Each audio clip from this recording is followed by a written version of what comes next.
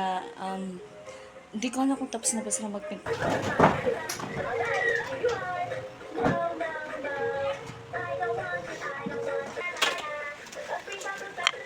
Technique, ganito dapat ang gawin mo pag lalagay ng cortina.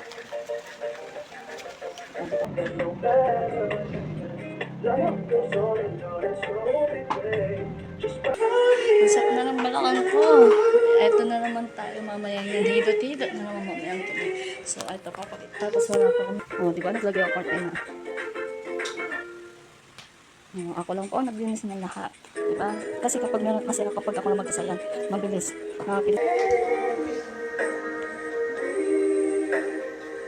Tapos na po kami maligo. Ayan no, fresh na fresh kami. Nire-report ko kayo. Ayan, nakauwi na po kami. Alas 3 na. So, nahihilo na ako, nanginginig.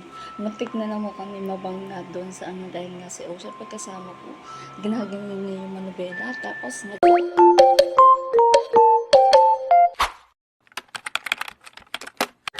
Hello, kamarites. Good day po sa inyong lahat. Today is Wednesday. So, ayan, maaga ako natulog, maaga din ako nagising.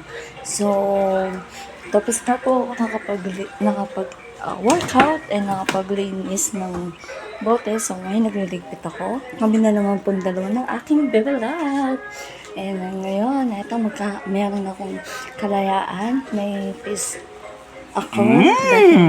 Ayan, so, dahil pinuntulan nila itong bahay, ayan, bagong pintura, bagong bahay na naman. So, oh wow! Ayan. So, ngayon po, while my son is watching there, oh my God, oh ma'am, I'm just bleeding.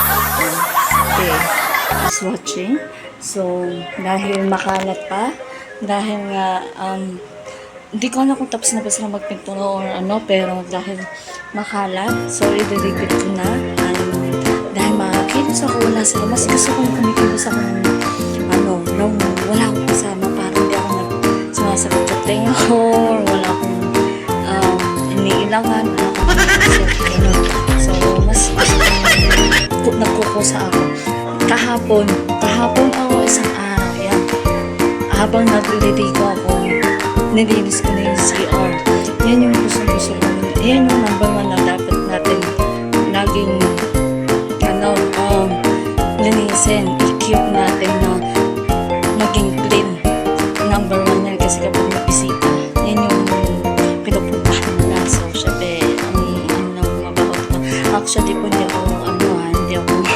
hindi ako nagpapakita dito, hindi ako nagpapa-impress or nag-filter dito.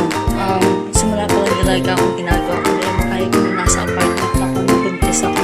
So, hindi kasi lahat binibidyohan, hindi kasi lahat nakikita. So, akala ng iba, wala akong ginagawa, matugal ako, tamad ako, pero hindi ko. Siyempre, kapag nililinis ang ganyan. So, yun, nakapaglinis ako yung inodoro. Kasi, siyempre, dahil lalo na yung kapag inuupo mo, siyempre, di ba, merong dirty na yellow. Bibili ako ako. So, syempre, hindi ko to sinasabi para mag-vibe sa inyo, ha? And, wala akong sa inyo na yun. So, ang init. So, ngayon po, ito, dahil naisip ko, mag-start na ako mag-workout. And, dahil tumatagal na tayo, malapit na. And, gusto ko din na, parang di ako makapag-isip, parang di ako na-stress, parang di ako mag-isip-isip. So, kikilos naman tayo. Gawin ko na lang yung sarili kong busy. So, yan. Ito na lang yung gagawin kong libangan para kilos. Parang di ako makapag-isip-isip na kung So, for today's video, yan. Samahan niyo ako mag-predict.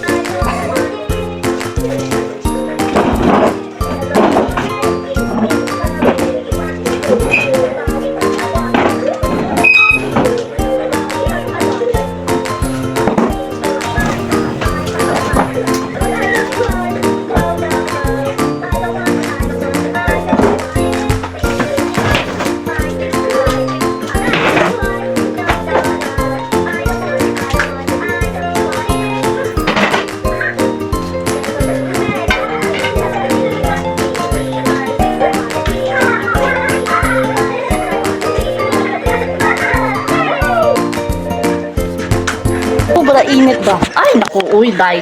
Inapat ko. Nakita ko, nakalabas ko. Kapat ko yung stress. Kapat ko yung problema. Tingnan nyo. Nasasakop ko na lahat. So, ayan, nakakilos ako ngayon. Hindi ko alam kung nasa sila. So, mas gusto ko kasi kumikilos na ako lang na hindi ako inuutosan ng pupusa. At mas makakagalaw ako ng walang kasama. Ayan. At least, magpapaka-good girl muna tayo ngayon. Magpapaka-good vibes muna. Wala mo na negative. Yan, para naman hindi na lang sabihin lagi na ganito, ganyan. So, lalagyan natin cortina. Maglalagay tayong cortina.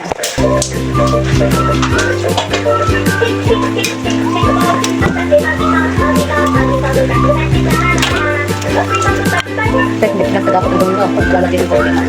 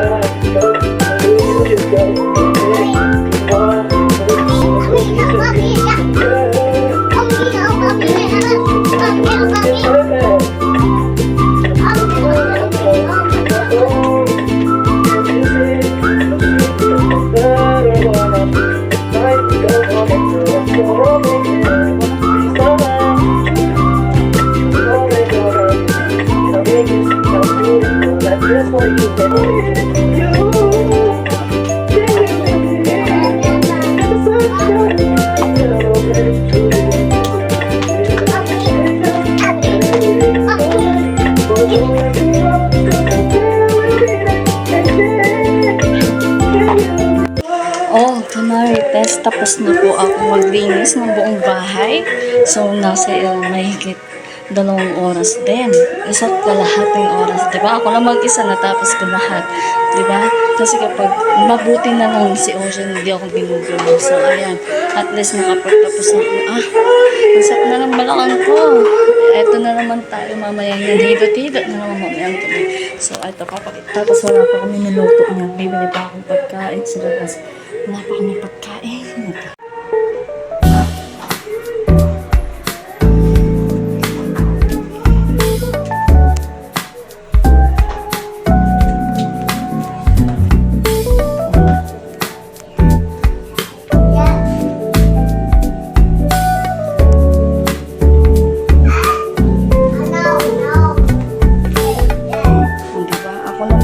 Natapos ko yun.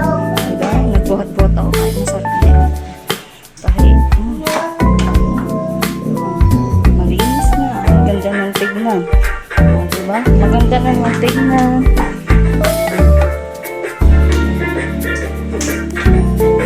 Diba? Naglagay ang partner. Ako lang po ang naglinis ng lahat. Diba? Kasi kapag meron kasi ng kapag ako na mag-isa yan, mabilis.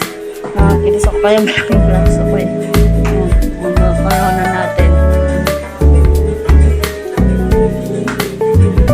Buti na lang po, hindi ako ginulo ni Baby OC.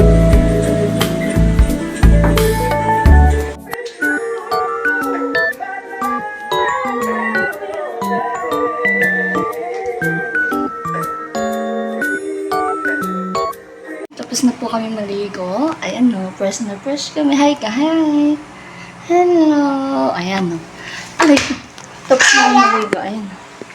So, hindi ko na muna pinatuyo yung buhok ko. Haalis kami. Anong oras na ba? Kaya mo, magta 3 o'clock na. Haalis kami. Bago ko siya patulugin. Oh my God, oras na. 9, 10, 11, 12, 1, 2. Oh, late na naman siya matutulog. 6 hours siyang, 6 hours na naman siyang gising. So, eto po, bago ko siya patulugin, para makatulog siya, mag-break kami lalabas. Bibili akong ulam, lunch. Di pa ako nakakapag-almusal at lunch. Di ba? Nag-workout lang ako and naglinis. Di pa ako nakakapag-kain. So, bibili muna ako pagkain. Siyempre, importante yung ano. Bago ako kakain niya, patutulugin ko muna si Oso. So, let's go! Bye-bye!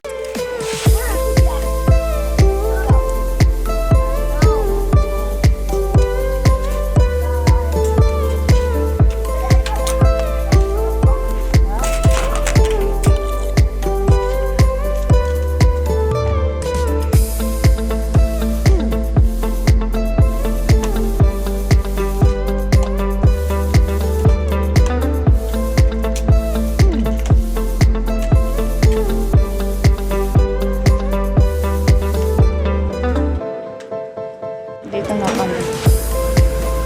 Sinigaw siya. Sinigaw. Bibidyan mo kami? Mag-vlog ako. Parang bibidyan mo kami. Hindi, nire-report ko kayo. Yun yung ulam. Ano siya? Nag-order ako lang kain tayo. Dito, sa may harap ng San.